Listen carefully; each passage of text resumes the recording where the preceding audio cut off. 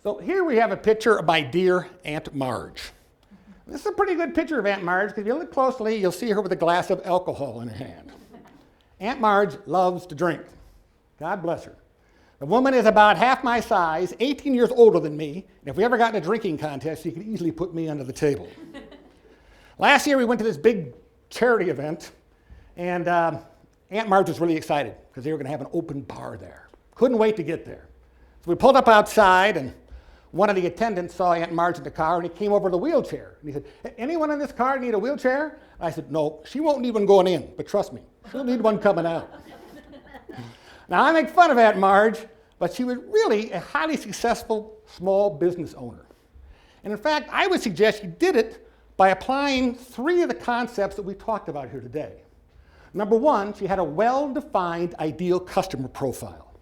She didn't try to market to everyone. She had a clothing store here in Denver, and she focused her efforts just on value-conscious, upper-middle-class women, just on that category alone. Second, she developed a very strong, unique value proposition.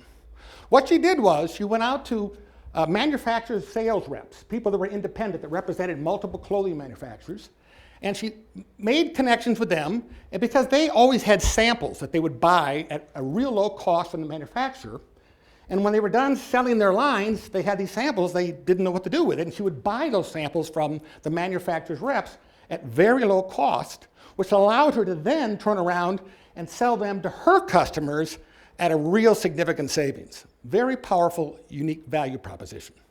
The third thing she did was a real strong customer development system.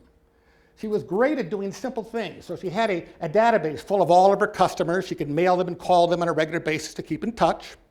She knew her customers by name. And even more, she often knew about their families and their work and their kids and all that kind of thing. She knew what kinds of clothes they liked. She could call them and tell them what certain lines were in. She was also great at cross-selling, meaning that she was able to look at an outfit and suggest accessories to go with it. But all 3 of those things made her very successful. Now, it's interesting to note what she didn't do as a small business owner.